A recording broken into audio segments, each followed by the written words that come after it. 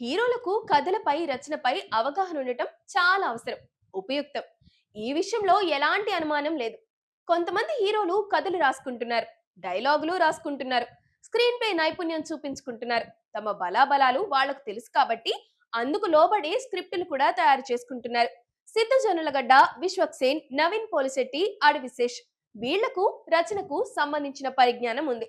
వారి వారి విజయాల్లో కథకుల సంబంధించిన నాలెడ్జ్ వాళ్లకు బాగా ఉపయోగపడింది. నిర్మాతలు కూడా అందుకు ప్రిపేర్ అయిపోయే సినిమాలు కూడా తీస్తున్నారు. ఉదాహరణకు సిద్ధు జొన్నలగడ్డను తీసుకుందాం. ఆయన ఓ కథ రెడీ చేసుకొని అప్పుడు నిర్మాతల్ని అప్రోచ్ అవుతాడు. ఆ కథని డీల్ చేయగల దర్శకుడిని ఎంచుకొని ప్రొసీడ్ కూడా అవుతున్నారు. ఓ అవగాహనతో ముందుకెళ్లే ప్రాజెక్టులు ఇవి.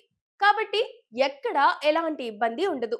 కానీ మరో రకం హీరోలు కూడా ఉన్నారు. ఓ దర్శకుడు కథ తీసుకెళ్తే నీ కథ పక్కన పెట్టు, నా పాయింట్ పై వర్క్ చేయని హుకుం జారీ చేస్తారు.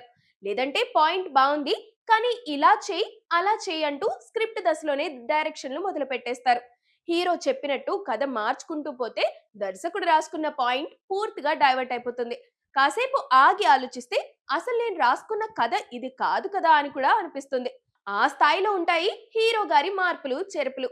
అవకాశాలు రావడమే ఎక్కువ అనుకునే దర్శకులు హీరోలతో వాళ్ళ ఐడియాలజీతో రాజీ పడిపోతుంటారు. కానీ ఓ స్థాయికి వచ్చిన దర్శకులతోనే ఇబ్బంది. అక్కడ ఈగో క్లాష్లు వస్తుంటాయి.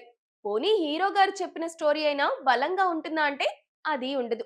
4-5 ఇంగ్లీష్ వెబ్ సిరీస్లు కలగలిపితే వచ్చే పాయింట్ అది. దాన్నే బాగా డెవలప్ చేద్దాం అనుకుంటారు. దర్శకుడు ఎన్ని వెర్షన్స్ తీసుకెళ్లినా ఆ హీరోలకు నచ్చవు. నేను అనుకున్నది ఇది కాదు అని ఆయన అప్పటికే రాసి పెట్టుకున్న అరకొర స్క్రీన్లు, ఉడికి ఉడకని స్క్రీన్ ప్లే ముందుంచేస్తారు. ఇక దాంతో కుస్తీపాట్లు పడలేక కొంతమంది దర్శకులు ప్రాజెక్టును వదిలేసి బయటకెళ్లిపోతుంటారు. మరికొందరు వారికి పూర్తిగా హీరోలకు సరెండర్ అయిపోవాల్సిన పరిస్థితి ఎదురవుతుంది. సదరు సినిమా రిలీజ్ అయితే ఫలితం ఎలా ఉంటుందో చెప్పాల్సిన పనే లేదు. సినిమా ఫ్లాప్ అయిన తర్వాత దర్శకుడికి మరో ఛాన్స్ రాదు. కానీ హీరో గారికి ఏదో ఒక రూపంలో అవకాశాలు వస్తూనే ఉంటాయి.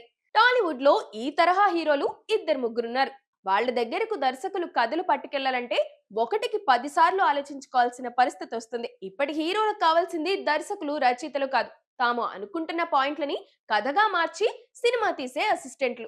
సినిమా అనేది దర్శకుడు కళ. అది తన కళ్ళతో చూస్తేనే బాగుంటుంది. ఓ ఐడియాని కథగా రాసి సినిమాగా చూపించడానికి దర్శకుడు చాలా రకాలుగా ప్రసవ వేదన అనుభవిస్తుంటారు. ప్రాణం పెట్టి రాసిన కథలో హీరోలు వేలు పెట్టడం, చివరికి ఫలితాలు తేడా వస్తే బాధ్యత మొత్తం దర్శకుడిపైనే వదిలేయడం దారుణం. ఈ విషయంలో హీరోల ఆలోచన ధోరణి మారాలి. నిజంగా తాము రాసుకున్న కథపై తమకే అంత ఇష్టం ఉంటే కథా రచయితగా వాళ్ల పేర్లే వేసుకుని క్రెడిట్ కూడా వాళ్లే తీసుకోవాలి. దర్శకత్వంపై మమకారం ఉంటే బాధ్యత కూడా నెత్తి మీద పెట్టుకోవాలి. అంతే తప్ప తమ పైత్యానికి మరొకరిని బలి చేసేయకూడదు.